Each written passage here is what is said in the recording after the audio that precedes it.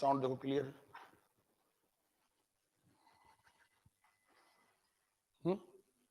ठीक, चलिए भैया सभी लोगों के लिए गुड मॉर्निंग।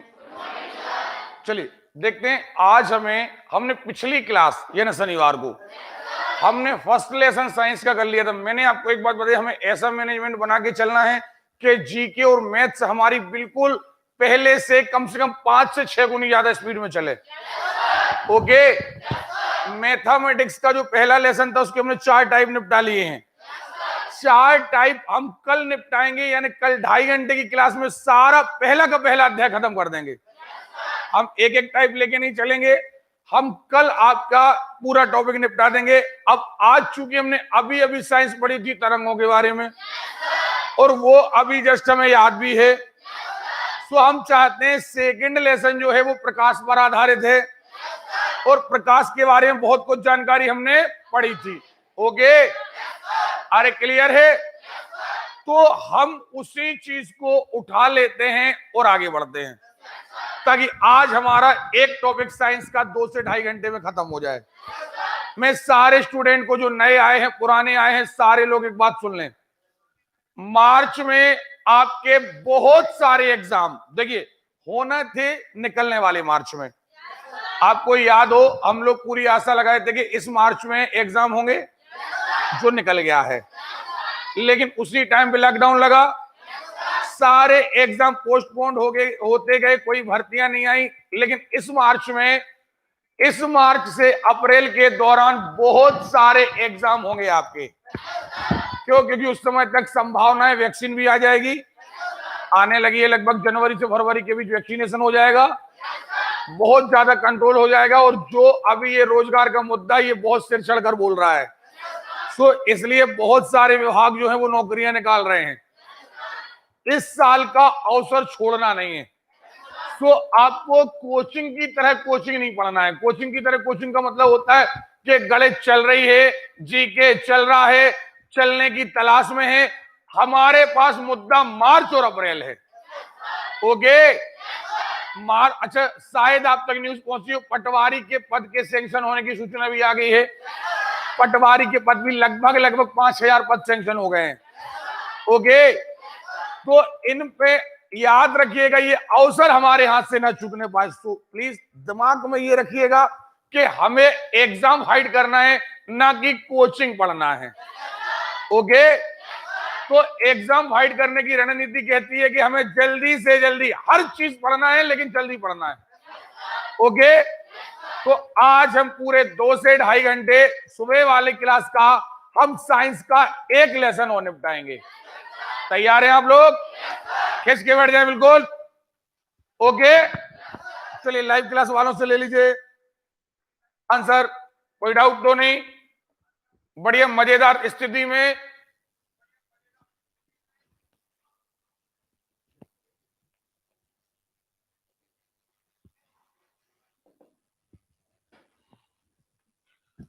देखिए, हम बहुत सारी चीजें पढ़ चुके थे जो हमें पता है। देखिए, अब प्रश्न आया है, प्रकाश क्या है?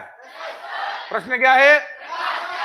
हम पिछली क्लास में पढ़ चुके थे कि प्रकाश विद्युत चुंबकीय तरंगों का एक भाग है। याद है? अब याद आ गया हमें, प्रकाश विद्युत चुंबकीय तरंगों का भाग है। आपको याद हो पहले गामा किरणें, अगला क्या, और परागे बेगनी के बाद। ओके, तो एक क्वेश्चन और क्लियर हो गया कि प्रकाश विद्युत चुंबकीय तरंगों का एक भाग है जिसकी आवृत्ति पराबैंगनी से कम। जिसकी शब्द क्या लिया हमने? आवृत्ति। क्या लिया? और मैंने आवृत्ति के बारे में डिटेल में बताया था कि आवृत्ति घटती जा रही है, तो इसकी आवृत्ति पराबैंगनी से कम, लेकिन अवरक्त से। इसमें 7 रंग होते हैं। क्योंकि ये विद्युत चुंबकीय तरंग है, अतः प्रकाश एक तरंग है। मोस्टली इसमें 7 रंग होते हैं। नहीं बताया था? कौन कौन से? बेजानी, हैप्पी, याद है?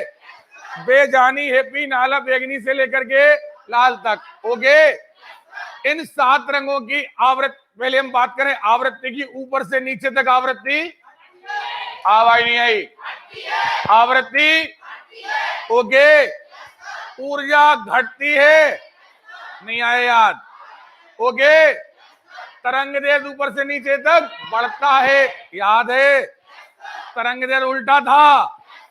और अगर हम तरंग दैर्घ्य के आधार पर बात करें वेग, तो वेग भी क्या होता है, नहीं आ रही बात समझ में, आ रही है पक्का। अब प्रश्न आता है, तो ये सारा का सारा हो गया, हमारी आंख को संवेदित करता है, विद्युत चुंबकीय तरंगों का भाग है, हमारी आंख के रेटिना को संवेदित करता है, ये पहले बता चुके थे।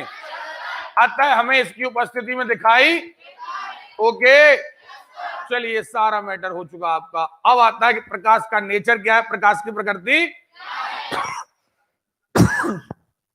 आपको याद हो हमने तरंगों के दो प्रकार से बताए थे, ऊर्जा। अब प्रकाश एक ऊर्जा है, ये तुम समझ गए।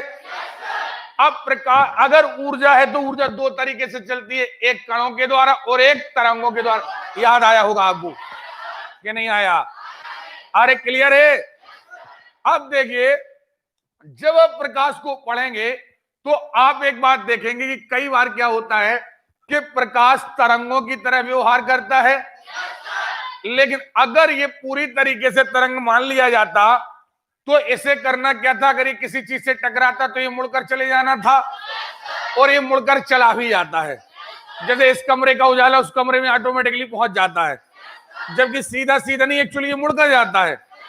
लेकिन प्रकाश का किसी चीज से टकरा कर वापस आना, ये टकरा कर वापस आना ये शो करता है कि ये कणों के द्वारा बना है, और ये कण कहीं पर जाकर टकराते हैं और वापस आ जाते हैं। ओके, तो वैज्ञानिकों ने कहा ये भी सही है और ये भी ओके।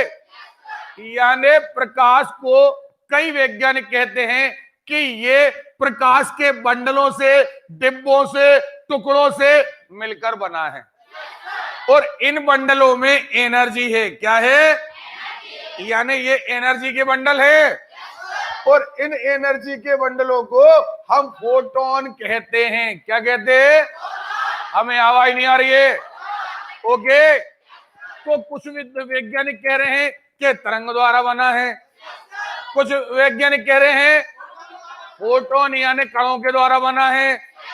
दोनों बातें सिद्ध हो चुकी हैं, दोनों अपनी अपनी जगह सही हैं। कई प्रयोग सिद्ध करते हैं कणों के द्वारा बना है, कई प्रयोग सिद्ध करते हैं ओके। तो फिर डी ब्रोगली नामक वैज्ञानिक ने एक सार निकाला। किसने निकाला? De Broglie. कौन ने ये सार निकाला कि प्रकाश की प्रकृति द्वैत होती है। द्वैत माने डबल, द्वैत यानी डबल होती है, यानी यह तरंगों से मिलकर ही बना है। और हमें आवाज नहीं आ रही, ओके, तरंगों से मिलकर ही बना है वो। लेकिन चूंकि यह विद्युत चुंबकीय तरंगों का एक भाग है, इसलिए मोस्टली इसे तरंग माना जाएगा। मोस्टली क्या माना जाएगा? अब आपको याद हो तरंगें दो प्रकार की थी, यांत्रिक और विद्युत चुंबकीय। तो ये किसका भाग था? विद्युत चुंबकीय का। आपको याद हो विद्युत चुंबकीय में मात्र अनुप्रस्थ तरंगें थी, अनुदैर्ध्य ओके। यानी एक बात और क्लियर हो गई है कि प्रकाश की तरंगें कैसी है? अनुप्रस्थ हैं, अनुदैर्ध्य। क्योंकि विद्युत चुंबकीय तरंगें जो 6-7 प्रकार की हमने पढ़ी थी, सारी की सारी अनुप्रस्थ थी। कोई डाउट है? अरे कोई डाउट है? चलिए देखते हैं। तो हमने कहा कि यहां पर फोटोन सिद्धांत, कुछ वैज्ञानिकों का मत है कि फोटोन से मिलकर बना है, प्रकाश ऊर्जा के बंडलों से मिलकर के बना है, जिन्हें फोटोन कहते हैं ओके। अर्थात फोटोन ऊर्जा के ओके। आगे देखते हैं तरंग सिद्धांत। कुछ वैज्ञानिकों का मत है कि प्रकाश की कुछ घटना फोटोन सिद्धांत का समर्थन करती है, तो कुछ तरंग सिद्धांत का समर्थन करती हैं। अरे क्लियर है?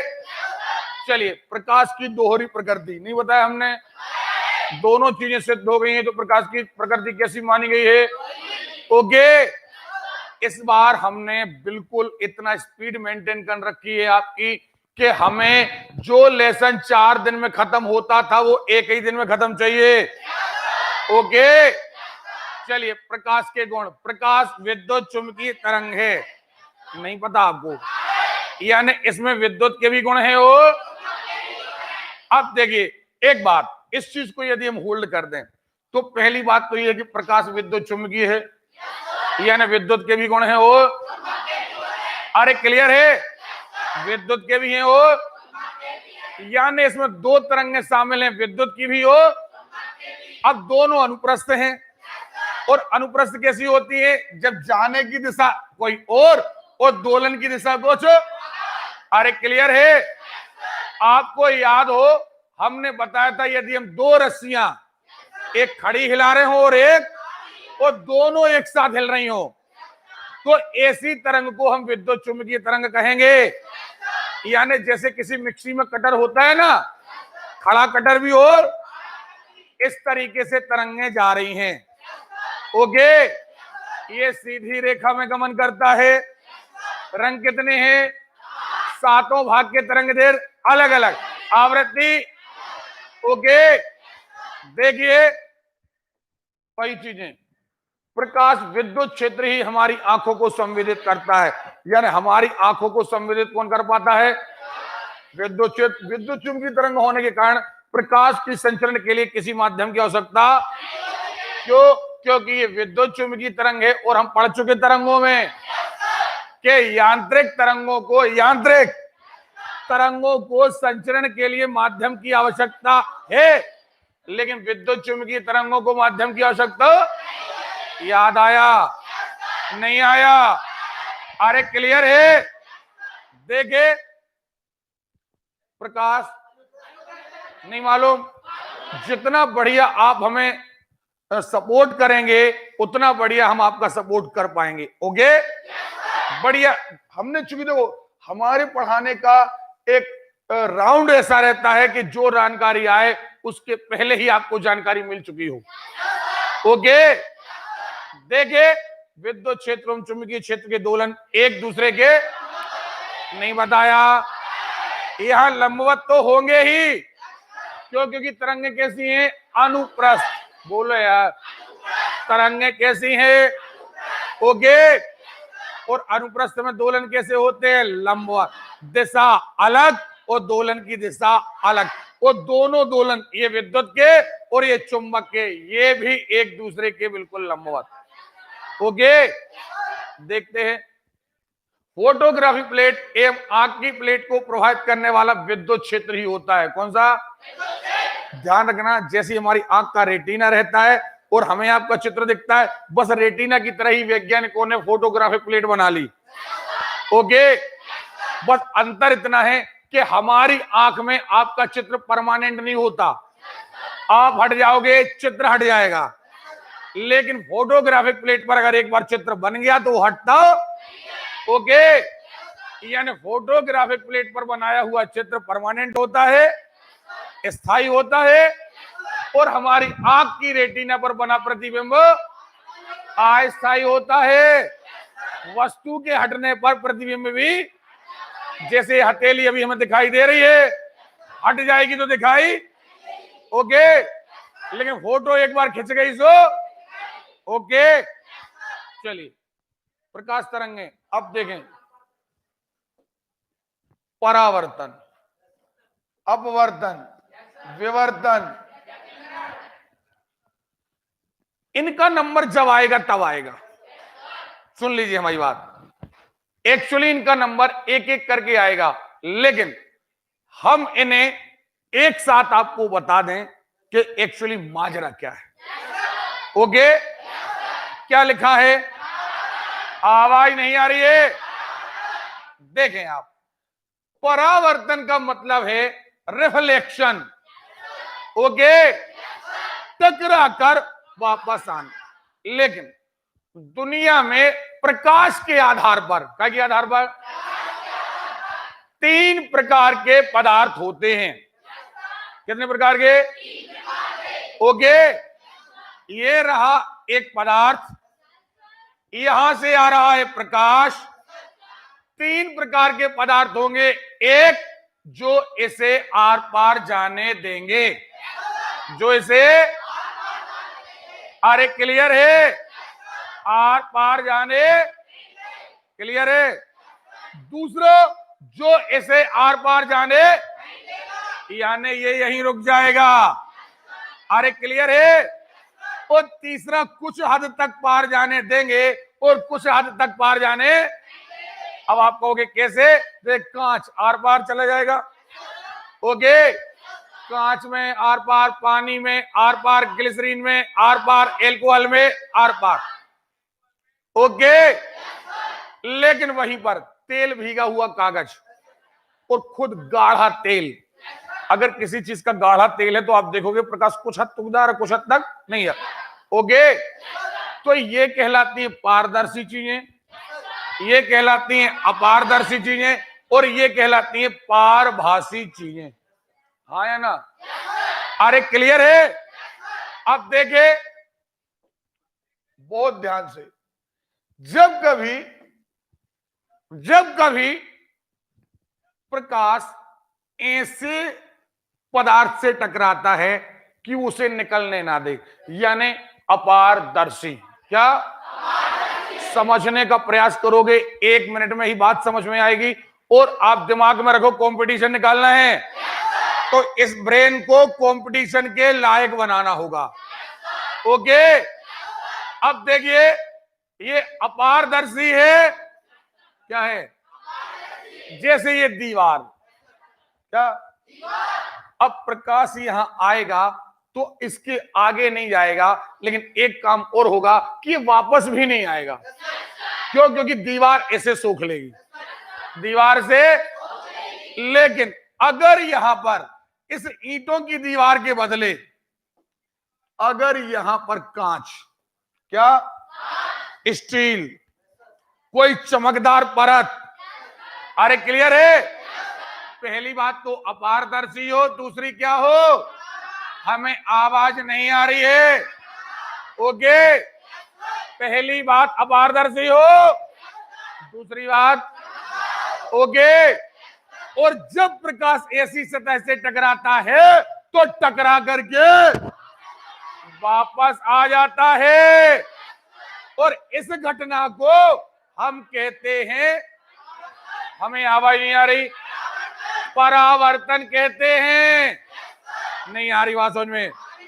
जहां पर प्रकाश किरण टकराती है, देखें आप, जहां प्रकाश किरण टकराती है, जैसे ये हमारा कांच है, खड़ा रखा है, ये प्रकाश आ रही है तो हमने इसका नाम रख दिया आपतित किरण, ओके। अरे क्लियर है, इंसिडेंट रे। और जब ये टकराई तो हमने यहां पर एक डंडा खींचा दर्पण से 90 डिग्री कोण बनाते हुए, कैसे? और यहीं से ये किरण कहां लौट गई? वापस लौट गई, जिस माध्यम से आई थी उसी माध्यम में लौट गई। इस घटना में एक काम होता है, जब प्रकाश का परावर्तन होता है तो सबसे ज्यादा इसकी एक विशेषता है कि इसमें प्रकाश का कोई गुण नहीं बदलता। जैसे जिस आवृत्ति का प्रकाश आया था उसी आवृत्ति से पहला काम, जिस रंग का आया था उसी रंग के साथ, जिस वेग के साथ आया था उसी वेग के साथ, ओके।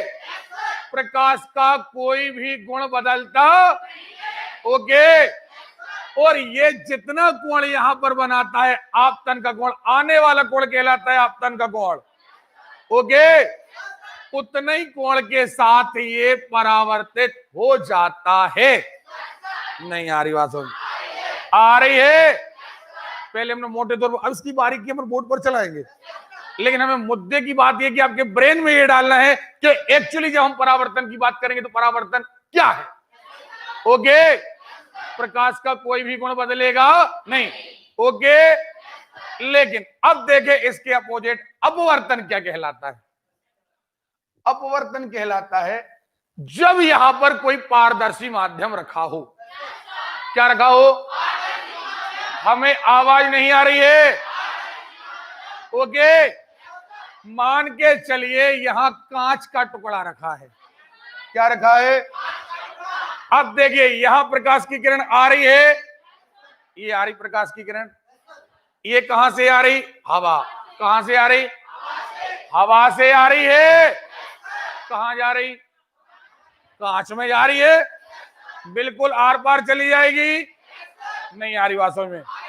पहली बात तो ये है कि जब प्रकाश की किरण एक पारदर्शी माध्यम से दूसरे पारदर्शी माध्यम में प्रवेश कर जाए, ओके, तो प्रवेश करने को ही अपवर्तन कहते हैं।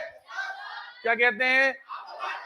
यानी आर पार जाने को ही, हवा से आई पानी है, पानी में चली जाएगी, पानी से आई हवा में, हवा से आई कांच में, हवा से आई एल्कोहल में, क्या कहेंगे? अपवर्तन। क्या कहेंगे? अरे क्लियर है? लेकिन यहां कुछ गुण परिवर्तित होंगे। बहुत ध्यान से मेरी बात सुनना। क्या गुण परिवर्तित होंगे? पहली बात तो हमें यह पता लगाना है कि जितने माध्यमों में वो ट्रेवल कर रही है वो है माध्यम कैसे। जैसे प्रकाश बिल्कुल जहां पर कुछ ना हो, वैक्यूम हो, वहां ट्रेवल कर सकता है, या इससे ज्यादा उससे हवा में, पानी में, एल्कोहल में, कांच में। ठीक है? अब आप देखोगे कि ये सारे पदार्थ एक दूसरे से गाढ़े हैं। जैसे बिल्कुल जहां हवा भी नहीं है उससे गाढ़ी हवा है, उससे गाढ़ी हवा से गाढ़ा, या गाढ़ेपन को हम विज्ञान में कहते हैं घनत्व, डेंसिटी। जो जितना ज्यादा गाढ़ा है उसकी डेंसिटी उतनी, हाँ या ना? तो आप बताइए निर्वात से गाढ़ा कौन है? हवा से गाढ़ा, पानी से गाढ़ा। अरे क्लियर है? नहीं बनेगा। क्या आपको मेरी बात समझ में आ रही है या नहीं आ रही है? पक्का? ठीक है। अब देखें तो सबसे गाढ़ा कौन हो गया? ठीक। अब देखिए अगर दो पदार्थ लिखे, जैसे यहां लिख दिया हमने हवा और पानी, क्या लिख दिया? तो इन दोनों में हम कहेंगे विरल, जो ज्यादा गाढ़ा नहीं उसको कहते हैं विरला माध्यम। ओके, विरल माध्यम कौन है? सघन। लेकिन अगर पानी और कांच ले लिए जाएं तो इन दोनों में विरला कौन है और गाढ़ा कौन है? यानी कौन विरल है कौन सघन है ये ऑन द स्पॉट तय किया जाएगा, पहले से रटा नहीं जाएगा। अभी आप कह रहे थे पानी गाढ़ा है और यहां कह रहे पानी कम गाढ़ा है। ओके, तो ये निर्भर करेगा, जैसे हवा से पानी में, हवा से तो हवा गाढ़ी है, सॉरी पानी गाढ़ा है, हवा विरल है। अब उल्टा पानी और कांच, पानी और, तो अब पानी विरल हो गया और कांच। ओके, कोई डाउट है? अरे कोई डाउट है? पक्का?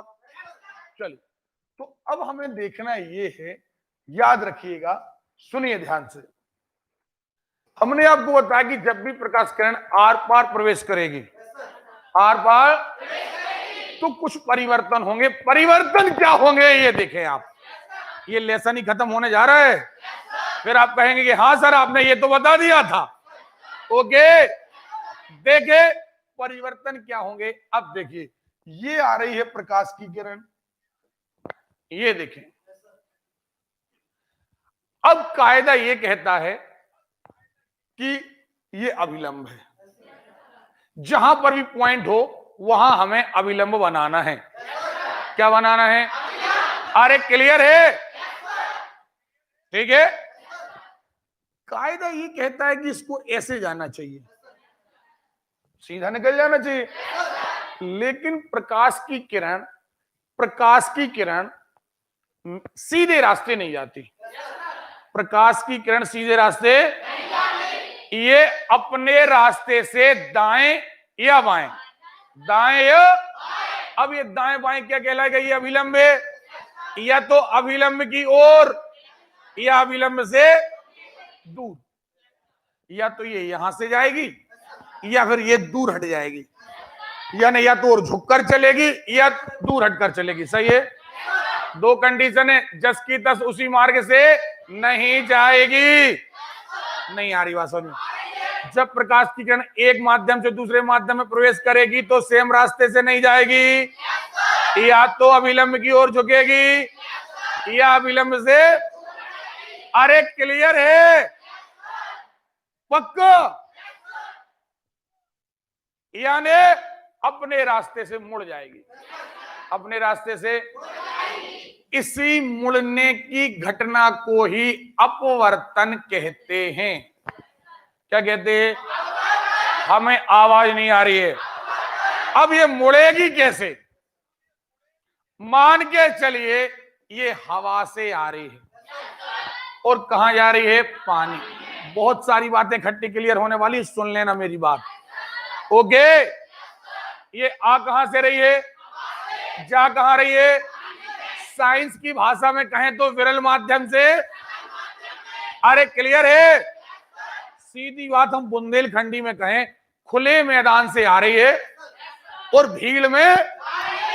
अच्छा, आप होते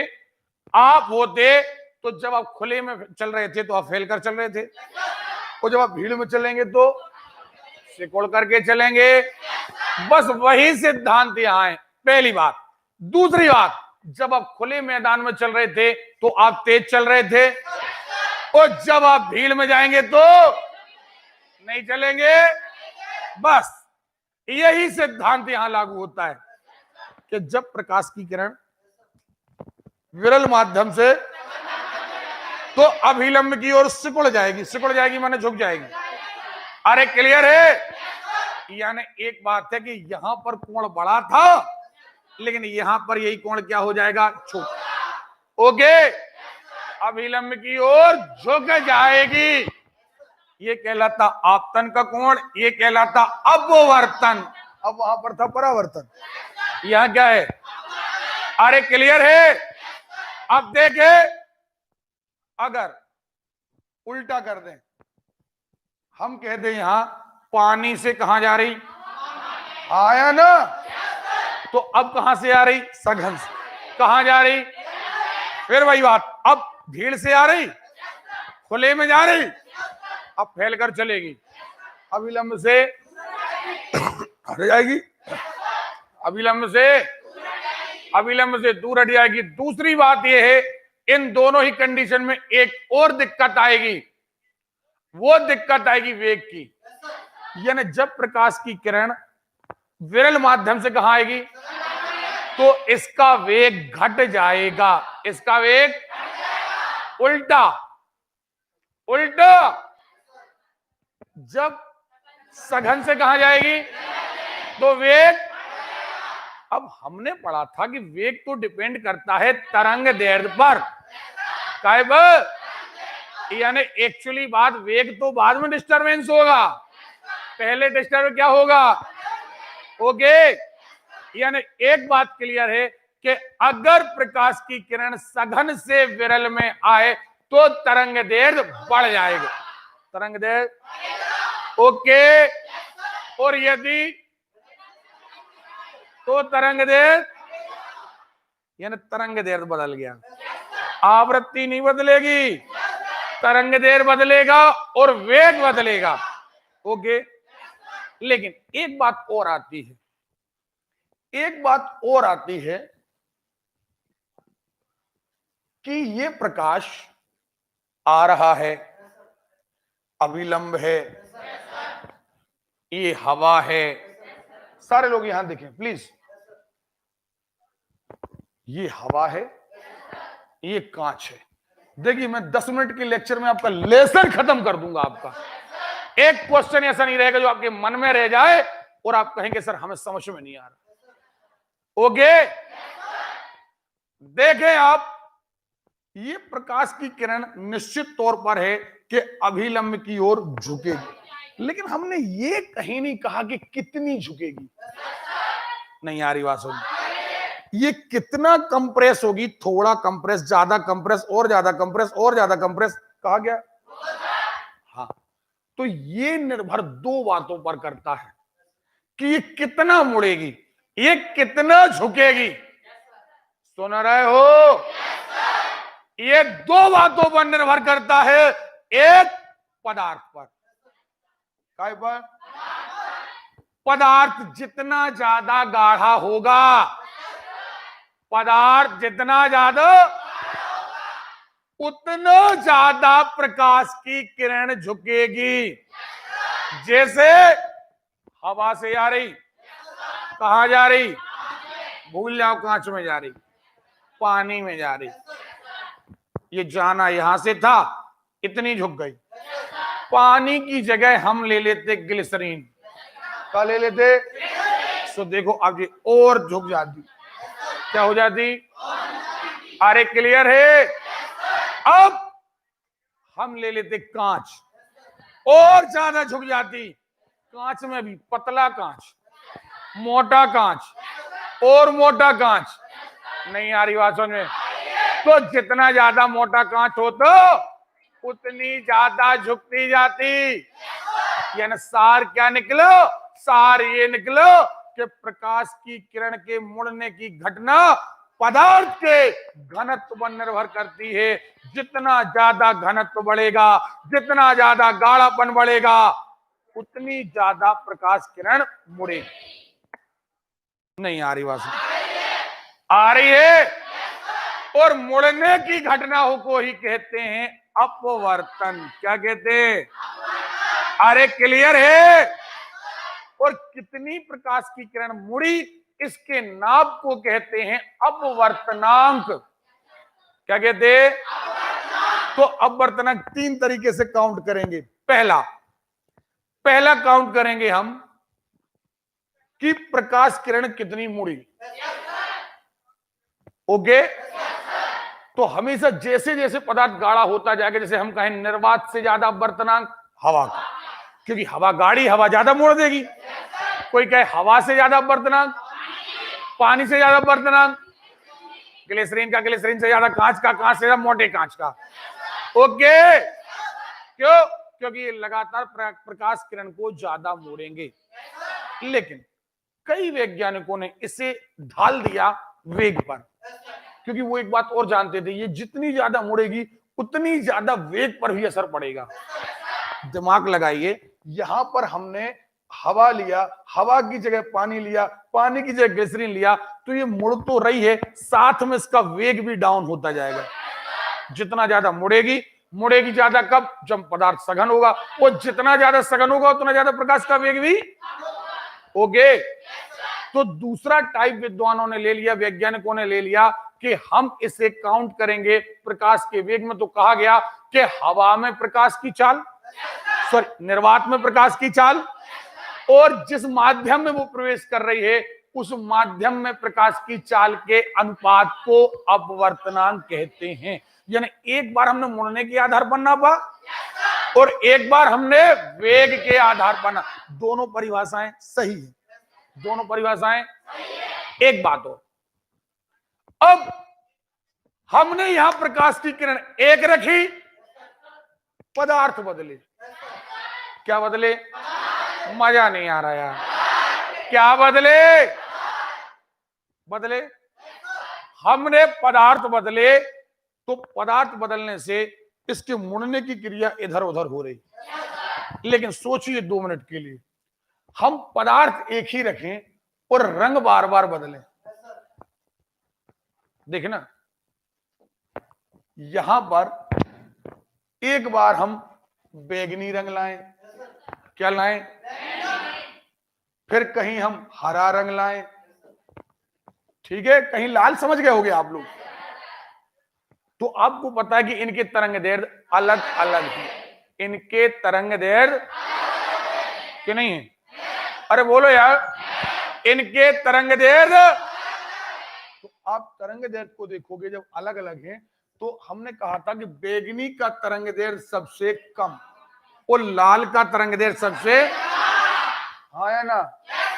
तो याद रखिए, जिसका तरंग दैर्ध्य कम होता है वो मुड़ता ज्यादा है, वो मुड़ता, यानी ज्यादा टर्न कौन होगा? आवाज नहीं आ रही? अरे क्लियर है? कौन मुड़ेगा? बैगनी सबसे ज्यादा मुड़ेगा और जबकि लाल सबसे, इसीलिए आपने देखा हो कोई लेंस रख दो और सूर्य का प्रकाश आता है तो वहां पर हमें कई सारे रंग दिखाई देते हैं। क्यों दिखाई देते हैं? क्योंकि सूर्य की प्रकाश में 7 रंग होते हैं। ये देखें, एक किरण आ रही है, इसमें कितने रंग हैं? 7 हैं। लेकिन जब ये मुड़ते हैं तो सबके मुड़ने का कोण अलग अलग है, सबका अपवर्तनांक अलग।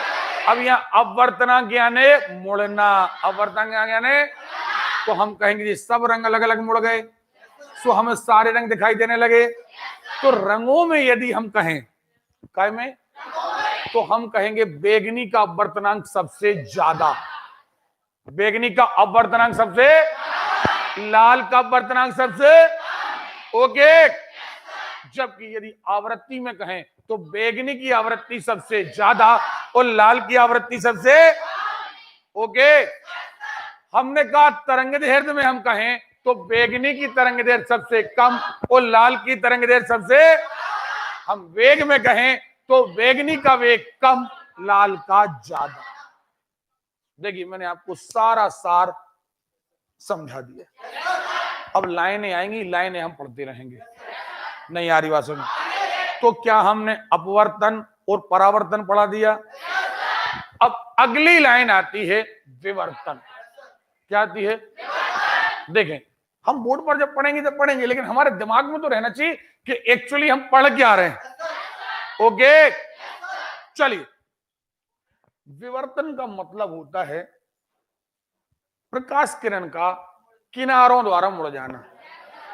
अब देखना, अपन ये कहते कि जैसे ये लाइट जल रही, अब प्रकाश की तरंग सीधी जाना चाहिए, लेकिन आप देखोगे अगर उस कमरे में अंधेरा होता और एक कमरे में उजाला है तो प्रकाश किरण इस कमरे में, आप सोचो मन में कि हम यहाँ खड़े हैं, इसके कमरे, अंदर वाले कमरे में यहाँ खड़े हो आप, वहां पर भी आपका उजाला पहुंच जाएगा।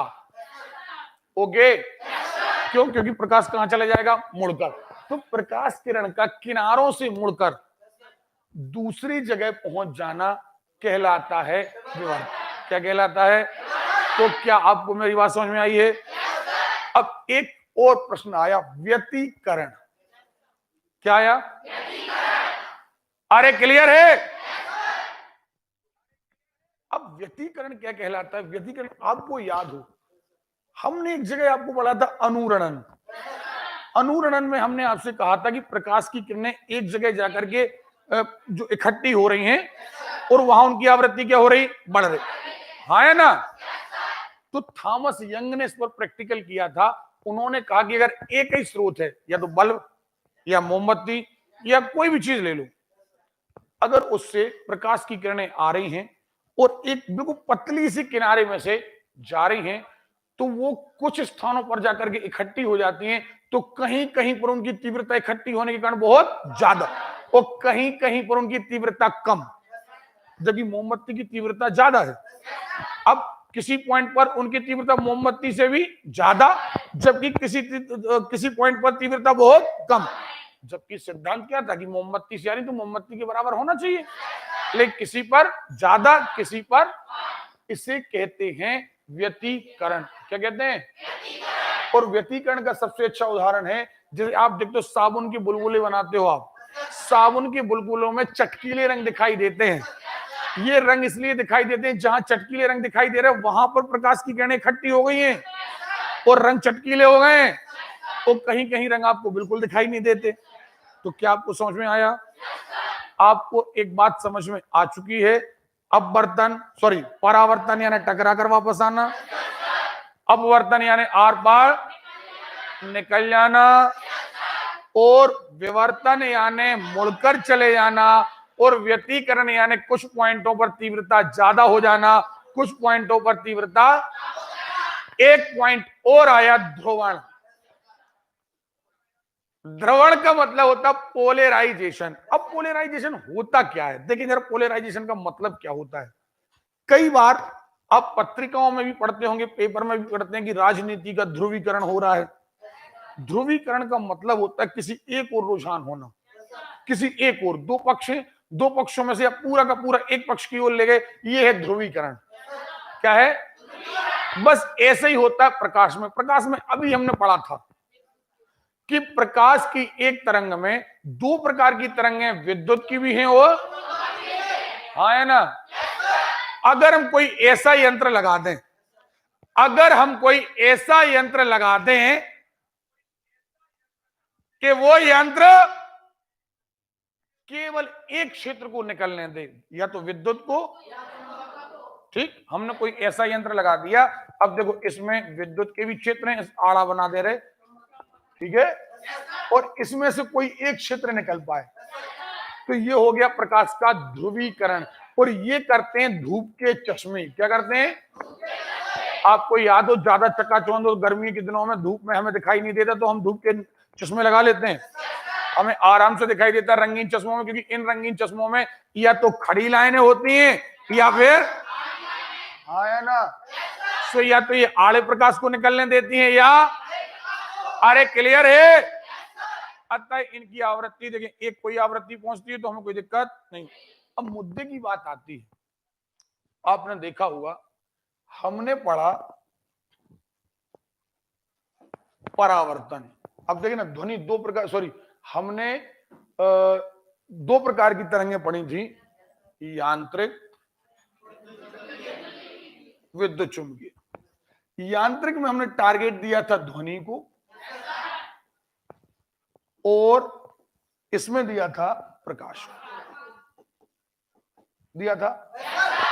ये ध्वनि अनुदैर्ध्य थी और प्रकाश, लेकिन आपने एक बात देखी हो, देखिए बहुत बारीक क्वेश्चन बता रहे हैं, आपने एक बात देखी हो, जैसे प्रकाश टकराकर वापस आ रहा है, ऐसी ध्वनि भी टकराकर वापस आ रही थी। जैसे हमने वहां कहा था प्रतिध्वनि, क्या कहा था, और यहां कह रहे हैं परावर्तन। क्या कह रहे हैं?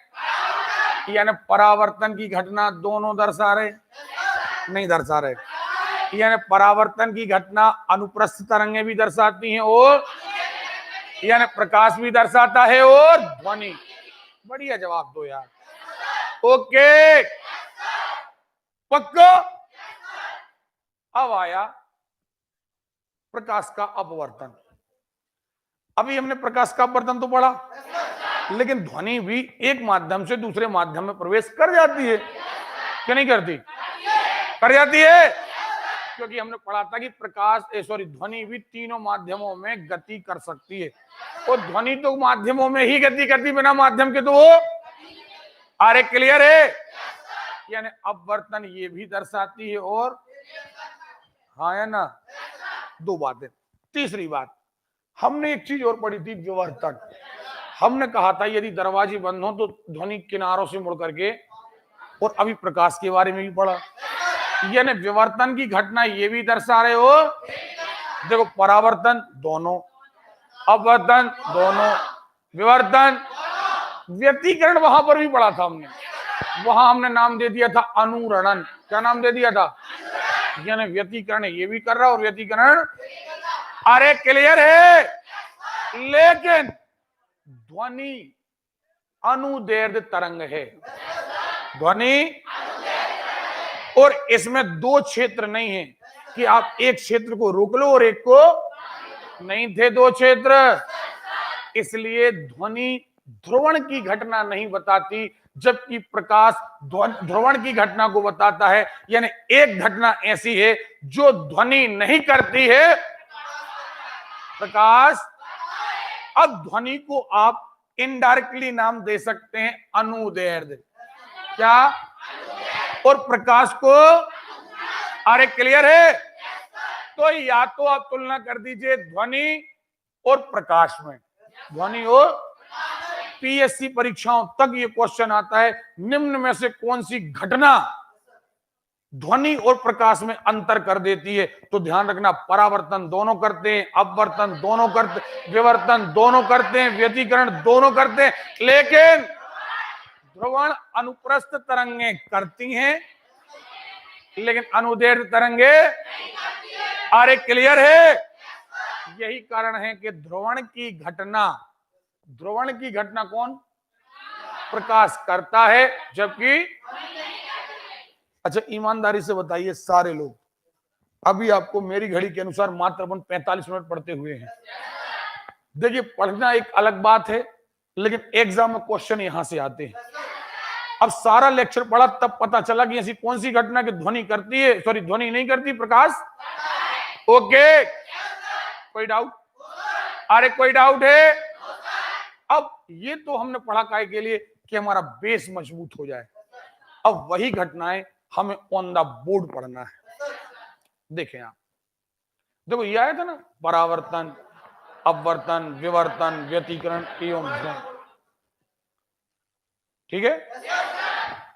प्रकाश का आंख पर प्रभाव 1/16 सेकंड तक रहता है। याद रखिएगा, 1/16 सेकंड तक हमारी आंख पर प्रभाव, जबकि कान पर प्रभाव रहता आवाज 1/10। 1/, अब दिक्कत यह है कि 1/16 बड़ा है या 1/10 बड़ा है? 1/10 बड़ा है। क्यों बड़ा है 1/10? क्योंकि इसमें भाग दोगे तो ये 10 का भाग दोगे, इस 1 का 10वां भाग करना, या 1 का 16वां भाग करना। सही है। यानी हमारी कान पर आवाज का असर ज्यादा देर तक रहता है, जबकि आंख पर चित्र का असर कम देर तक रहता है। ये परीक्षा में क्वेश्चन आ सकता है। ओके, ये रट लीजिए। अब देखें जरा, 1/16 सेकंड तक रहता है। प्रकाश सीधी रेखा में गमन करता है।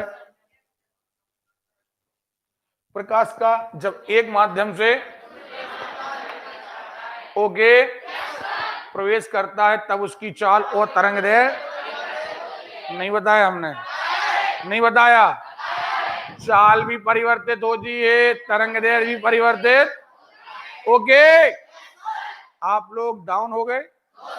डाउन हो गए? चलिए, परंतु आवृत्ति, ये मैंने बताया था आपको, आवृत्ति नहीं बदलेगी।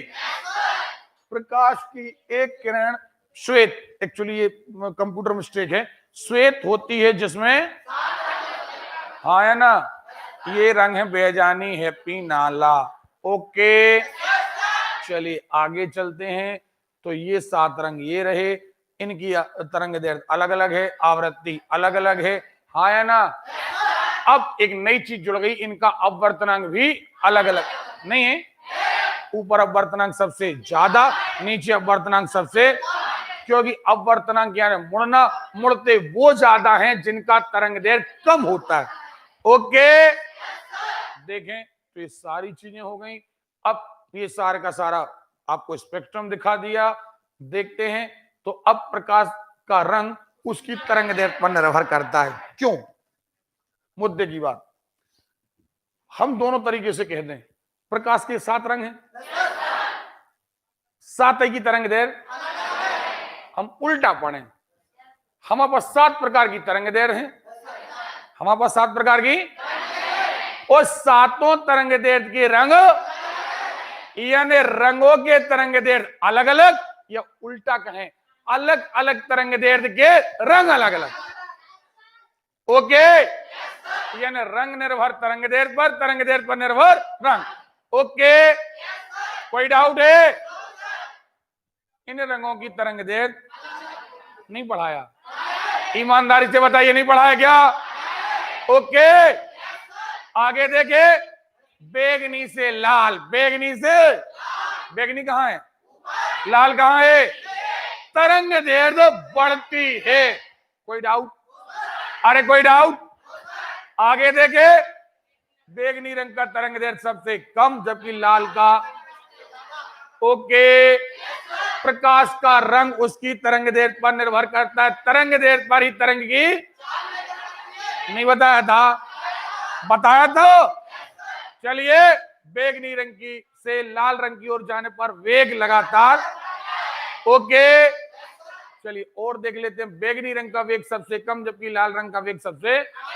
प्रकाश का रंग उसकी तरंगदैर्घ्य पर निर्भर, जबकि आवृत्ति का क्रम बैगनी से लाल की ओर, आवृत्ति कम होती है।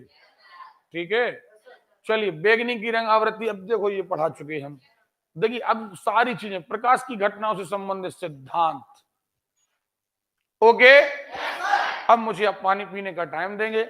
आप देखेंगे कि सारा एक भी लाइन अगर ऐसी आई हो, देखिए 2 प्रकार से टीचर पढ़ाते हैं। एक पहले लाइन लिख जाए, वो पेन फेर दिया, देखो ऐसा होता है। नए स्टूडेंट भी मेरे पास है, पुराने स्टूडेंट भी हैं। आपने एक बात देखियो, इस बार हमारी पॉलिसी है कि 30 मिनट के अंदर आपको वो सारा मटेरियल पढ़ा दिया जाए कि आगे जब लाइन आए तो आप कहें सर ये तो हमें ओके। और स्पीड भी आप देख लीजिए, लाइव क्लास वाले भी देखेंगे कि आप जो चैप्टर 4 दिन में एक एक करके खत्म करते थे, वो 4 दिन का चैप्टर एक ही दिन में क्या करेंगे, खत्म। ओके, बस टेस्ट देने के लिए आपको तैयार रहना है। ओके, मुझे आप 2 से 3 मिनट का टाइम देंगे, आप रिलैक्स हो लीजिए, मैं पानी पी करके वापस आता हूं। लाइव क्लास वालों की कोई दिक्कत? चलिए ओके, 2 मिनट में आता हूं।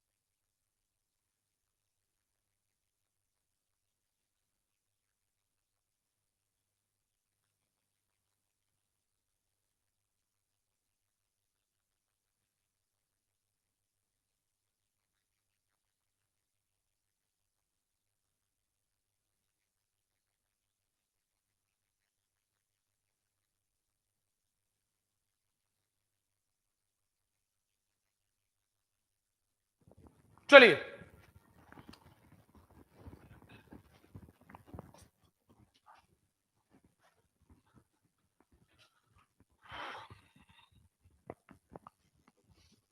देखिए अब बात आती है कि प्रकाश की जितनी घटनाएं हमने पढ़ी हैं, हमने विवर्तन पढ़ा, वर्तन पढ़ा, परावर्तन पढ़ा, सारी चीजें पढ़ी। ओके, आखिर इन घटनाओं की जो प्रैक्टिकल किया है, जो खोज की है, वो किन विद्वानों ने की, और यहां से 1 नंबर का क्वेश्चन निकल के आता है। ओके, तो प्रकाश का कणिका सिद्धांत अभी पढ़ा था, फोटोन। फोटोन को हिंदी में कहा था कण। ओके, प्रकाश का कणिका सिद्धांत दिया था न्यूटन ने। कौन ने? हमें आवाज नहीं आ रही है। ओके, प्रकाश का तरंग सिद्धांत दिया था हाइगेंस ने। कौन ने? हाइगेंस नामक वैज्ञानिक ने प्रकाश का तरंग सिद्धांत दिया था। विवर्तन का सिद्धांत ग्रेमाल्ट। ओके, काय का विवर्तन याद आया? मुड़ करके चलना। प्रकाश का, अरे क्लियर है? तरंग सिद्धांत, यानी तरंग सिद्धांत में एक ये ध्यान, कोई कहे विवर्तन का सिद्धांत क्या शो करता है, कण सिद्धांत या तरंग? अरे भैया, प्रकाश जब ही मुड़ के चलेगा तब तरंगों से मिलकर बने। कण तो मुड़ नहीं आएंगे, किसी कंकर फेंकोगे, कण फेंकोगे तो नीचे गिरेंगे, मुड़ेंगे थोड़ी। तो ध्यान रखना, अपवर्तन, परावर्तन, विवर्तन, ये सारे तरंग सिद्धांत पर आधारित हैं। क्या? तो हमने कहा विवर्तन का सिद्धांत कौन ने दिया? तरंग सिद्धांत कौन ने दिया? प्रकाश का व्यतिकरण का सिद्धांत बताया था अभी।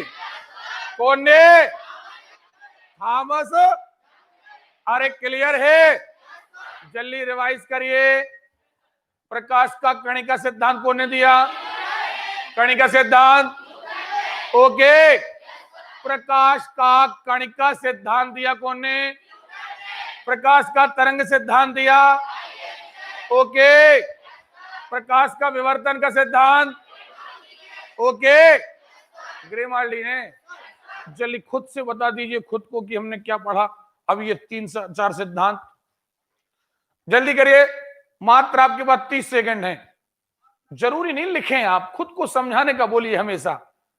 प्रकाश का तरंग सिद्धांत, प्रकाश का कणिका सिद्धांत, प्रकाश का विवर्तन का सिद्धांत, प्रकाश का व्यतिकरण का सिद्धांत, खुद को बताइए जल्दी से। यदि लाइव क्लास वालों का भी हो गया तो जल्दी थंब इंप्रेशन बनाएं। देवी देखो जरा।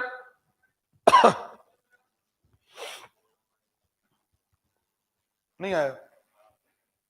हाँ,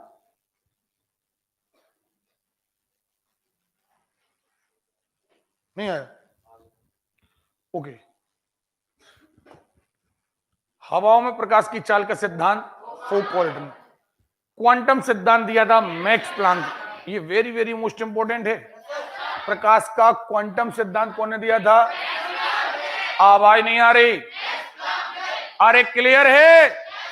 मैक्स प्लांक। ओके, चलिए देखो प्रकाश का विद्युत चुंबकीय सिद्धांत। देखो जरा, प्रकाश का विद्युत चुंबकीय तरंग सिद्धांत मैक्सवेल। अब देखो 2 बातों में थोड़ी सी अंतर आ गया। अभी पढ़ा था तरंग सिद्धांत, वो दिया था हाइगेंस। कौन ने? तरंग सिद्धांत, केवल तरंग सिद्धांत की बात की जाए तो कौन ने दिया था? अरे क्लियर है? और विद्युत चुंबकीय तरंग सिद्धांत कौन ने दिया था? ओके, कणिका सिद्धांत न्यूटन ने। ओके, जबकि मैक्स प्लांक ने क्वांटम सिद्धांत। कौन सा? अरे क्लियर है? विवर्तन का सिद्धांत दिया था ग्रेमाल्डी ने। ओके, और व्यतिकरण का सिद्धांत दिया था थॉमस यंग ने। क्लियर है? चलिए, विद्युत चुंबकीय फोटोन सिद्धांत आइंस्टीन ने। कॉम्पटन प्रभाव चलिए बाद में पढ़ाते हैं। अब फिर वही बात, प्रकाश के आधार पर वस्तु के प्रकार।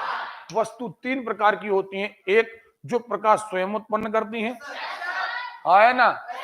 देखो, प्रदीप, अदीप, पारदर्शक वस्तुएं। प्रदीप का मतलब कहलाती हैं जैसे सूर्य, ये ट्यूबलाइट प्रकाश दे रही, जो प्रकाश देता है वो प्रदीप्त है ना? अप्रदीप्त का मतलब जैसे ये रिमोट है, ये हमारी घड़ी है, ये खुद प्रकाश तो नहीं दे रही, तो कहलाती है अप्रदीप्त। पारदर्शक कहलाती हैं जो ट्रांसपेरेंट, आर पार प्रकाश निकल जाता है। चलिए छोड़ते हैं अर्ध पारदर्शक, सारी चीजें पढ़ा चुके। प्रदीप्त वस्तुएं देखो जो स्वयं प्रकाश उत्पन्न करती हैं, सूर्य, बल्ब, मोमबत्ती, ये खुद प्रकाश देती हैं, तो इनमें ज्यादा समय बर्बाद करने का नहीं है। पारदर्शक वस्तुएं आर पार निकल जाती हैं, अर्ध पारदर्शक वस्तुएं जो आर पार पूरी तरीके से जाने नहीं देती हैं। देखो हाँ, अब प्रकाश का वेग। पहली बात, प्रकाश का वेग, प्रकाश सीधी रेखा में गमन करता है, प्रकाश बहुत तेज चलता है, लेकिन बहुत ज्यादा तेज चलने के बाद भी हम इसे नाप सकते हैं। तो सबसे पहले प्रकाश को गैलीलियो ने बताया, रुक जाइए, गैलीलियो ने बताया कि प्रकाश को नापा जा सकता है, प्रकाश के वेग को नापा जा सकता है। गैलीलियो ने नापा नहीं। इसके बाद है रोमर। कौन आए? रोमर ने प्रकाश के वेग को सबसे पहले नापा, लेकिन उनकी काउंटिंग गलत आई। भले काउंटिंग गलत आई, लेकिन सबसे पहले नापा किसने? ये दो क्वेश्चन क्लियर हो गए, हाँ है ना? देखते हैं जरा। गैलीलियो ने बताया कि प्रकाश को अत्यधिक होता है, परंतु इसे गैलीलियो ने नापा नहीं, बताया था कि नापा जा सकता है। गैलीलियो ने प्रकाश का वेग मापने का प्रयास किया, परंतु नाप नहीं पाए थे। ओके, सफल नहीं हुए। रोमर सफल हुए, लेकिन देखो रोमर सफल हुए, लेकिन इनकी काउंटिंग क्या आई? गलत। ओके, प्रकाश की चाल माध्यम की अपवर्तनांक पर निर्भर करती है, बिल्कुल सही। अपवर्तनांक समझ गए? प्रकाश की चाल अपवर्तनांक पर निर्भर करती है, मतलब जैसे निर्वात, निर्वात का अपवर्तनांक कम, प्रकाश की चाल ज्यादा। अब उससे हवा, हवा का अपवर्तनांक थोड़ा सा कम रहेगा, वैसे निर्वात और हवा का एक ही माना जाता है। अब पानी में आएगा तो अपवर्तनांक ज्यादा, पानी का अपवर्तनांक, उसमें प्रकाश की चाल कम। ओके, क्या आपको मेरी बात समझ में आ रही है? उससे ज्यादा अपवर्तनांक कांच का, काय का? अरे क्लियर है? कांच का अपवर्तनांक और ज्यादा, तो जब कांच का अपवर्तनांक ज्यादा तो उसमें प्रकाश की चाल और नहीं आ रही बात। याद रखना, जहां अपवर्तनांक ज्यादा वहां चाल कम। ऐसा ही होता रंगों में, आपने देखा होगा बैगनी रंग का अपवर्तनांक ज्यादा, लेकिन उसकी चाल कम।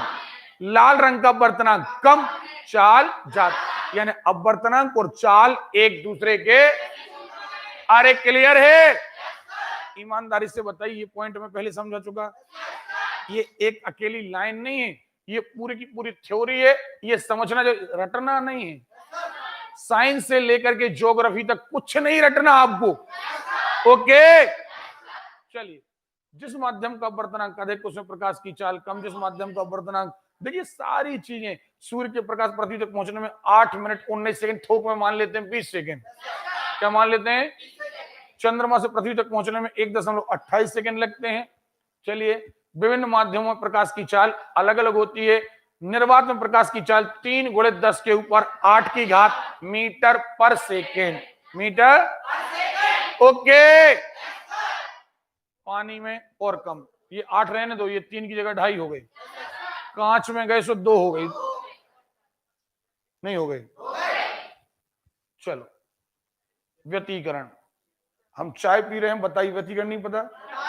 हम स्लाइड चलाते जा रहे हैं चाय पीते पीते, आप वो पॉइंट बताना जो मैंने आपको नहीं बताया। ओके, चलिए बताएं, पढ़ते चले।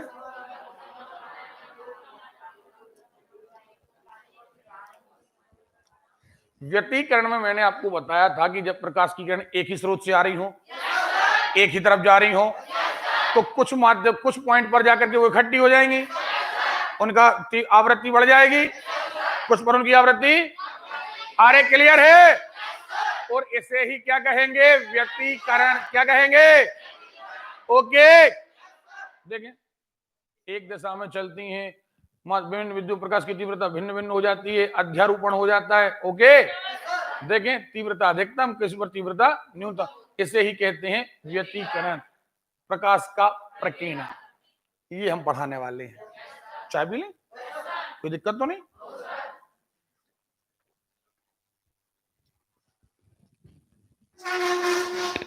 चलिए देखिए, लाइव क्लास वालों के लिए कोई दिक्कत?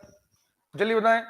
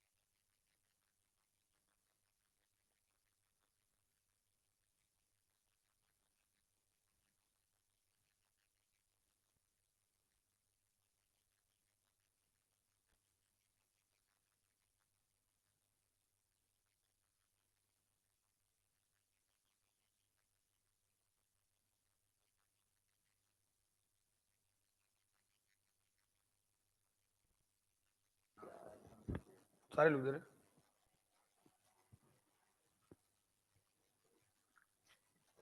कौन है? क्या नाम उसका? जगदीश लोधी।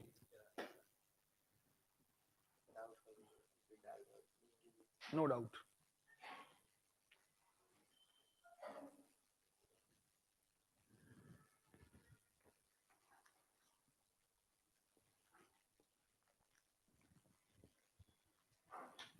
चलिए देखते हैं अप्रकीर्णन है क्या। देखें आप, प्रकीर्णन का ये देखिए अंग्रेजी वर्ड क्या लिखा, स्कैटरिंग। स्कैटरिंग का मतलब होता है बिखरना, मुड़ना नहीं। क्या? बिखरना जानते हो ना? बिखरने का मतलब होता है जब कोई चीज स्प्लिट होकर के टकरा करके उसकी दिशा का पता ना रहे कि जाएगी कहां। जैसे आप गेहूं के दाने ले लें और जमीन पर पटक दें। आपने गेहूं के दाने लिए, जमीन पर पटक दिए, कौन सा दाना कहां जाएगा पता है? या आप कोई रंग ले लें, लिक्विड ले लें और जमीन पर अचानक से पटके तो क्या उसके छींटे किस दिशा में जाएंगे पता रहेगा? बस यही कहलाता है बिखरना। क्या कहलाता है? ओके, तो प्रकाश का प्रकीर्णन आप समझ गए। प्रकाश का किसी पदार्थ से टकरा करके बिखरना ओके कहलाता है। अब देखिए, जैसे हमें आसमान नीला दिखाई देता है, क्यों? क्योंकि ये पृथ्वी है, हम यहां रह रहे हैं और यहां पर वायुमंडल है और वायुमंडल में है नाइट्रोजन। क्या है? ये नाइट्रोजन के कण करते क्या है, जब प्रकाश की श्वेत रंग की किरण आती है तो नाइट्रोजन के कणों से जब ये टकराती है तो ये नीले रंग, आसमानी रंग को, कौन को? आसमानी रंग को बिखेर देती है। सो ये देखें, आसमानी रंग बिखर गया, यहां भी बिखर गया, तो हम लोगों को आसमान कैसा दिखाई देता? नीला दिखाई देता। क्यों? प्रकाश के प्रकीर्णन के कारण। क्या कारण?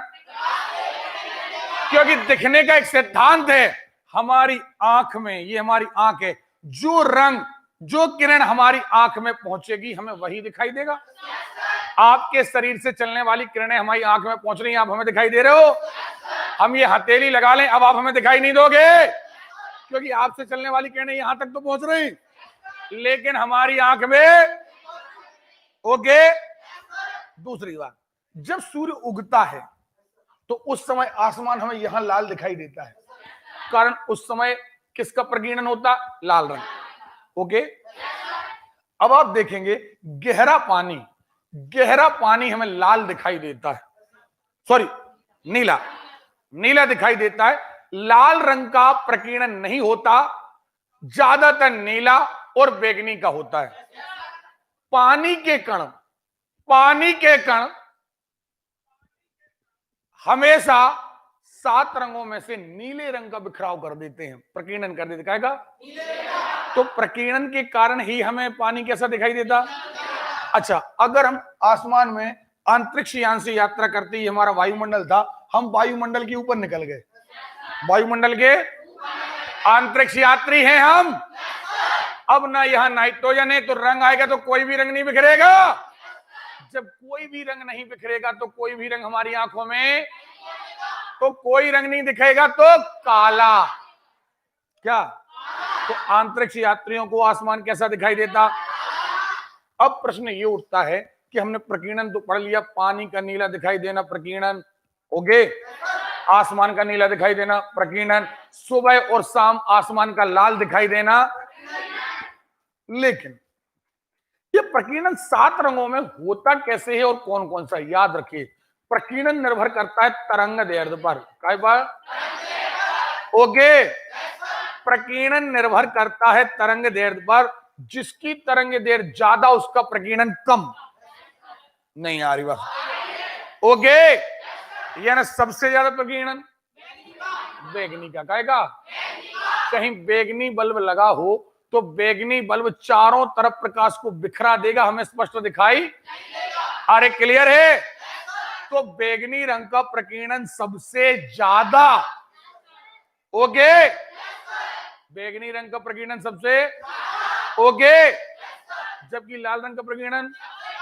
अब देखिए कितनी सारी विशेषताएं हमने रंगों के बारे में पढ़ ली, एक बार रिवीजन कर लेते हैं। देखना जरा, हमने पहले पढ़ा यहां बैगनी और यहां पढ़ा लाल, ठीक। रिवीजन कर रहे हैं अपन।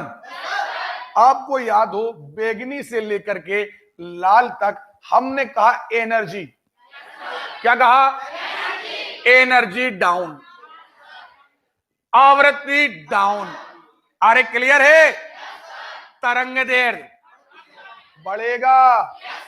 अरे तरंग देर उल्टा बनाना था, एक्चुअली हमें कहना था आवृत्ति नीचे से ऊपर बढ़ती, ऊर्जा बढ़, तरंग देर नीचे बढ़ता है, यानी एक्चुअली घटता है।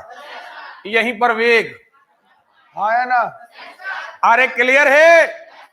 अपवर्तनांक ऊपर, प्रकीर्णन ऊपर, हाँ है ना? बताइए इतनी सारी चीजें, 1 2 3 4 5 6 चीजें हमें रटने की जरूरत नहीं है।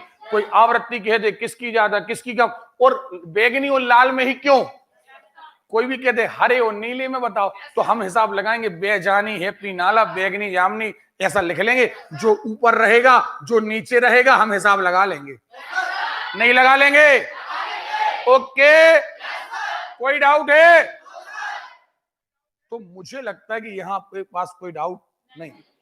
ओके, चलिए अगला देखते हैं। तो प्रकीर्णन के बारे में मुझे नहीं लगता कि आपको कोई डाउट आया होगा। अन्य पदार्थों के उपस्थित कण होते हैं, सभी दिशाओं में प्रकाश इन पदार्थों से टकराने के कारण फैल जाता, नाइट्रोजन से टकराकर, धूल से टकराकर, पानी से टकराकर बिखर जाता है। ओके, प्रकाश का प्रकीर्णन कहते हैं। देखें रेले के अनुसार, देखो रेले के नामक वैज्ञानिक कह रहे हैं कि किसी भी रंग का प्रकीर्णन उसके तरंग दैर्घ्य पर निर्भर करता है। कैसे तरंग दैर्घ्य पर? जिन तरंगों का तरंग दैर्घ्य अधिक उनका प्रकीर्णन कम। कोई डाउट? जिन तरंगों का तरंग दैर्घ्य कम उनका प्रकीर्णन ज्यादा, हाँ है ना? सूर्य के प्रकाश में लाल रंग की तरंग दैर्घ्य सबसे अधिक, हाँ है ना? तरंग दैर्घ्य सबसे अधिक, अतः उसका प्रकीर्णन सबसे कम। बैगनी की तरंग दैर्घ्य सबसे कम, इसलिए प्रकीर्णन सबसे। ओके, प्रकीर्णन के उदाहरण आकाश का, देखो जी देख लो आप कोई उदाहरण जो मैंने ना बताया हो। तो लाल रंग का प्रकीर्णन सबसे कम, ठीक। अतः लाल रंग, इसलिए सिग्नल लाल रंग के क्यों बनाए जाते हैं? क्योंकि उनका प्रकीर्णन सबसे। अच्छा एक बात हो, सुन लीजिए हमारी बात। प्रश्न आ गया, बहुत अच्छा क्वेश्चन। खतरे का सिग्नल लाल रंग का क्यों दिखाया जाता है? देखना जरा, लड़के रट लेते हैं क्योंकि लाल रंग का तरंग दैर्घ्य अधिक है, नहीं। ऑप्शन की देखना है कि नेचर कैसा है। हो सकता है वो सारा का सारा थोप दे तरंग दैर्घ्य पर, तो हम कहेंगे लाल रंग के सिग्नल इसलिए बनाए जाते हैं क्योंकि उनका तरंग दैर्घ्य ज्यादा। हो सकता है उसने तरंग दैर्घ्य पर नहीं दिया, चाल पर दे दिया, तो हम कहेंगे खतरे का सिग्नल इसलिए बनाया जाता है लाल क्योंकि उसकी चाल ज्यादा। उसने वो भी नहीं दिया, अब उसने दे दिया अपवर्तनांक पर, तो हम कहेंगे कि लाल रंग का इसलिए बनाया जाता है क्योंकि उसका अपवर्तनांक कम है। अब कोई कहे नहीं अपवर्तनांक पे भी आंसर नहीं दिया, उसने दे दिया काय पर? प्रकीर्णन पर, तो हम कहेंगे लाल रंग का सिग्नल इसलिए बनाया जाता है क्योंकि इसका प्रकीर्णन नहीं आ रही बात समझ। ये सारी विशेषताएं हैं, इसलिए खतरा का सिग्नल कैसा लाल बनाया जाता है। अब पेपर में क्या क्वेश्चन ऑप्शन आ रहे, ये उस पर निर्भर करे, नहीं आ रही बात समझ। तो केवल एक नहीं कि तरंग दैर्घ्य ज्यादा है, सारी चीजें, आवृत्ति कम है इसलिए सिग्नल है, तरंग दैर्घ्य ज्यादा है, प्रकीर्णन कम है, यहां तक कि अपवर्तनांक कम है। अपवर्तनांक वो सीधी रेखा में जाएगा, ज्यादातर ज्यादा नहीं मुड़ेगा। लेकिन तुम बैगनी रंग के बना लो, कहीं हवा ज्यादा आ गई, अब ये सिग्नल बना है, अब यहां से किरण चली, तुम्हारी आंख में न जाकर के पता चला बीच में हवा ज्यादा की, वो मुड़ गई किरण।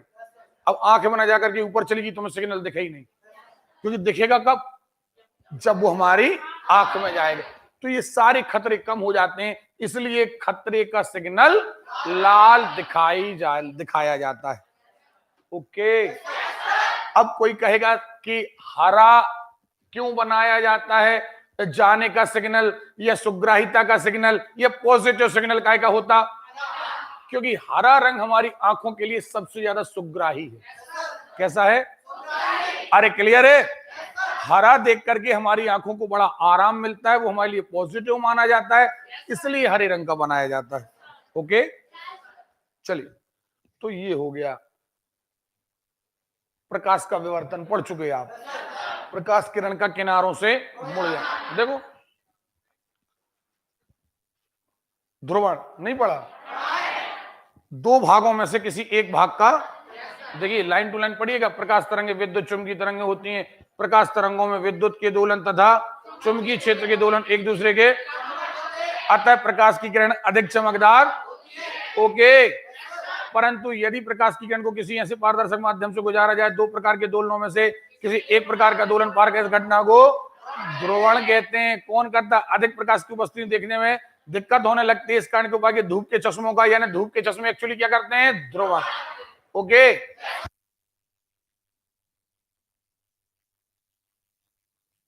देखे, चलिए, ध्रुवण की घटना केवल कितने पहले बता चुका था मैं।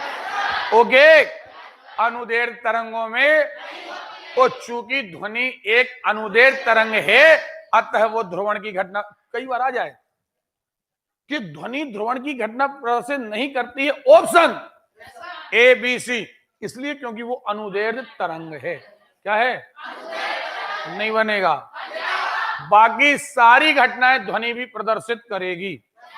ओके, चलिए, ये सारा मैटर हो गया। दिखाई देने का सिद्धांत, दिखाई देने का सिद्धांत यही है कि ये हमारी आंख है, देखें, ये हमारा यहां रेटिना है। जिस वस्तु से चलने वाली किरणें हमारी आंख में पहुंचेंगी, वो वस्तु हमें दिखाई देगी। हाँ है ना? अरे क्लियर है? अब वस्तु से चलने वाली किरणें जहां पर टकराती हैं, ये एक्चुअली टकराती हमारी कहां है? आंख में। कहां? आंख में। तो वहां पर प्रतिबिंब बनता है। वस्तु के किरणों के टकराने से क्या बनता है? प्रतिबिंब। प्रतिबिंब यानी छाया। Okay, image. और वो इमेज कहां बनती है? हमारी रेटिना पर।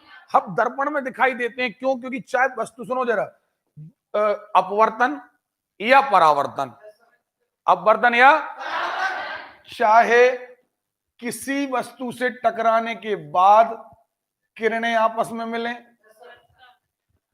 चाहे आर पार निकलने के बाद आपस में मिले, जहां पर किरणें मिलती हैं वहां पर प्रतिबिंब बनता है।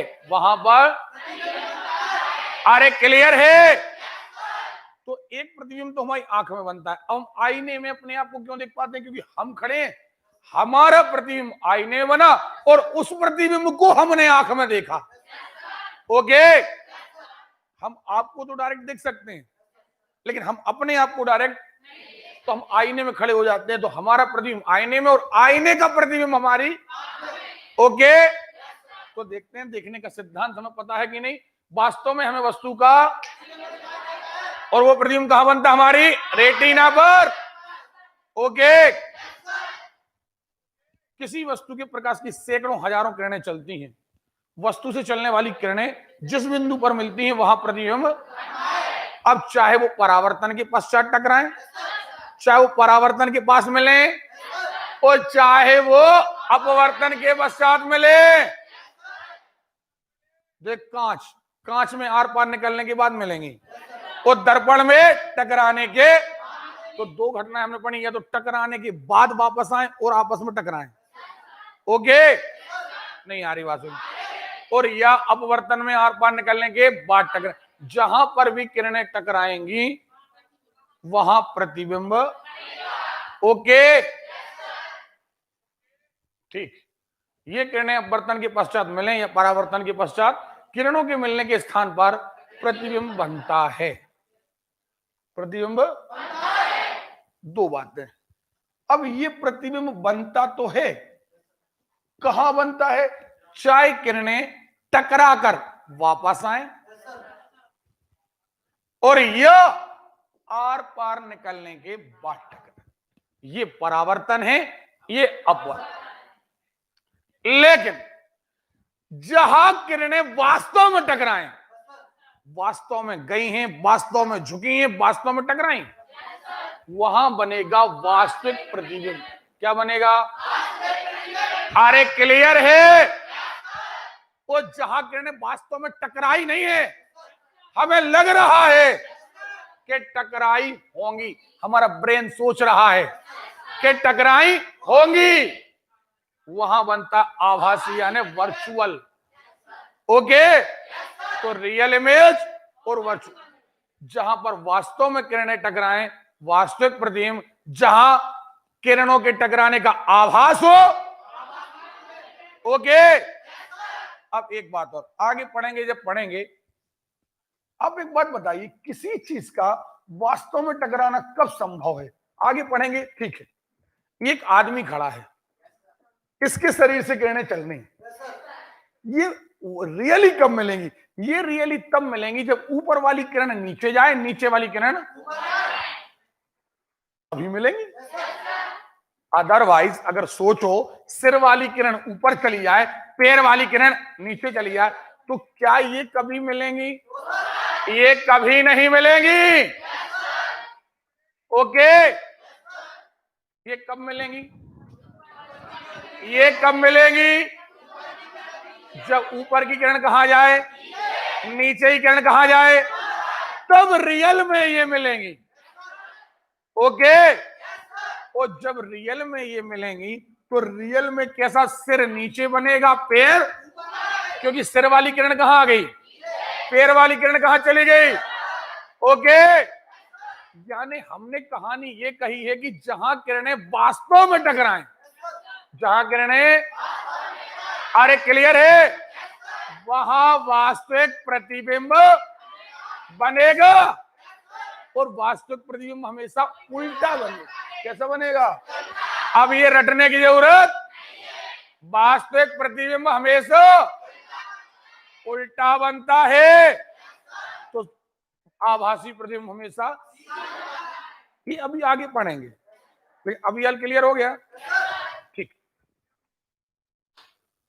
आगे देखें, जब ये किरणें हमारी आंख की रेटिना पड़ती हैं, तब हमारी आंख पर प्रतिबिंब बनता है, हाँ या ना? वास्तविक एवं, नहीं बताया हमने? नहीं बताया? अरे बताया है। वास्तविक प्रतिबिंब चाहे परावर्तन से हो, चाहे अपवर्तन से हो, वास्तव में वो किरणें मिलती हैं, तो वास्तविक प्रतिबिंब बनता है। और जब वास्तव में किरणें मिले हैं ना, आभास हो कि मिल रही हैं, तो कौन सा? वास्तविक हमेशा, आभासी हमेशा। अरे कोई कहे पर्दे पर, यानी टीवी पर, या किसी भी इमेज पर आप उसे उतार पाओगे, तो भैया जो रियल है उसे ही उतार पाओगे, और जो पहले ही से आभासी है वो एक्चुअली है थोड़ी, वो तो हमारे ब्रेन की देन है कि हमें मिल गया। ओके, तो वास्तविक प्रतिबिंब को हम पर्दे पर उतार सकते हैं, आभासी प्रतिबिंब को हम पर्दे पर। ओके, तो बताइए ये चीज आपको समझ में आ गई कि नहीं? वास्तविक प्रतिबिंब सदैव उल्टा बनता है, आभासी प्रतिबिंब सदैव, वास्तविक प्रतिबिंब को पर्दे पर, आभासी प्रतिबिंब को पर्दे पर। अरे क्लियर है? प्रकाश का परावर्तन। ओके, नहीं पता आपको? नहीं पता? अरे पता है, क्या पता है? जब प्रकाश की किरण किसी अपारदर्शी चमकदार से टकराए वापस, क्या कहलाएगा? क्या कहलाएगा? परावर्तन में मैंने ये भी बताया था कि जितने कोण से आएगी उतने कोण से, यानी आपतन का कोण बराबर, नहीं बताया था? जिस चाल से आएगी उसी चाल से, जिस तरंग दैर्घ्य से आएगी उसी तरंग दैर्घ्य से, जिस आवृत्ति से आएगी उसी आवृत्ति से, जिस रंग से आएगी उसी रंग की, यानी परावर्तन की घटना में प्रकाश का कोई भी गुण परिवर्तित, ओके, नहीं आ रही बात सुन। देखो, प्रकाश की किरण का इस प्रकार टकरा कर वापस लौटना, अब देखो, नियमित परावर्तन, अनियमित परावर्तन। कोई सतह चिकनी है, सो इस पर कोई किरण आई, निकल गई, दूसरी आई, निकल गई, तीसरी आई, निकल गई। ये देखो इनका एक निश्चित पैटर्न है। अब यही खुरदुरी होती, क्या होती? उल्टी सीधी होती। सो एक किरण ऐसी निकल गई, एक आई सो ऐसी निकल गई, एक आई सो फिर ऐसी निकल गई। कोई पैटर्न है क्या? अनियमित। ओके, देखे ये देखो, ये आपतित किरण है, परावर्तित किरण है, ये हाँ या ना, ये आपतन का कोण है और ये अरे क्लियर है, मैंने पहले आपको क्लियर करा दिया। ठीक है, आगे देखते हैं नियमित परावर्तन। वही चीजें, एक रेगुलर पैटर्न हो। देखो आप, आई किरण वापस चली गई, फिर आई, उतनी कोण से चली गई, फिर आई, उतनी कोण से चली गई। एक निश्चित पैटर्न है।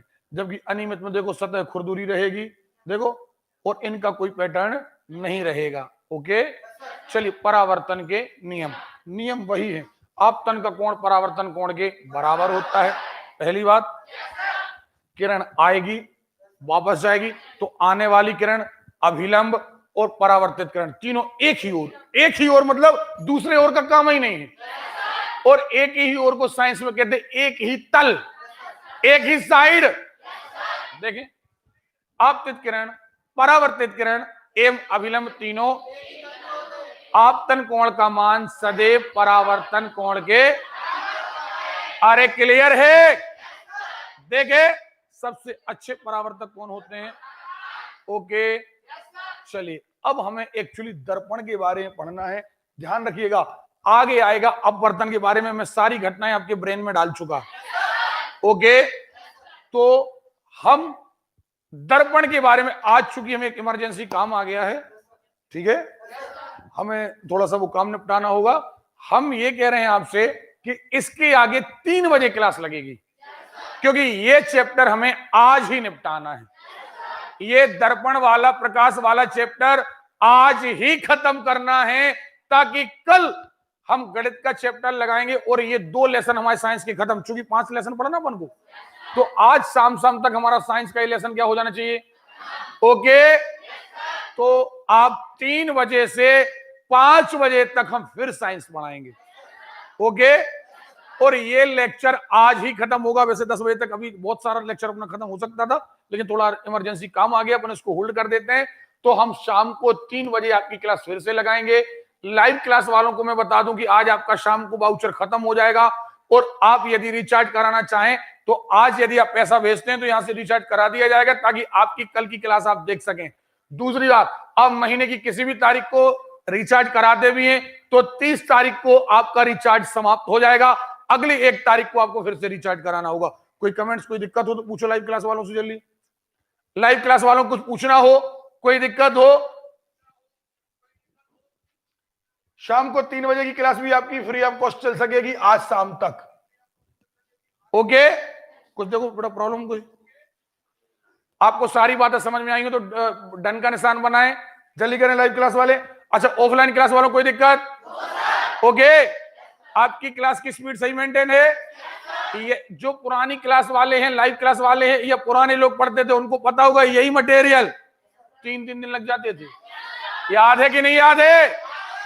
बिल्कुल 4-4 दिन का एक दिन में बिल्कुल ठेका ही है कि आज हमें ये चैप्टर खत्म। तो ओके, ऐसे रीजनिंग उठाएंगे। रीजनिंग जिस दिन उठाई तो एक लेसन एक दिन में खत्म। 4 दिन का रोना नहीं कि एक लेसन का एक टाइप आज हो रहा, अगला टाइप कल हो रहा, एक टाइप परसों हो रहा, नहीं। जिस दिन उठाया सो एक ही दिन में वो टाइप खत्म। कुछ आपको कहना है? ओके, आज आपकी क्लास 1 घंटे पहले छोड़ रहे हैं, सॉरी। ओके, जा सकते हैं आप लोग। हाँ, जिनको नोट्स लेना हो वो काउंटर से कलेक्ट कर लेना नोट्स।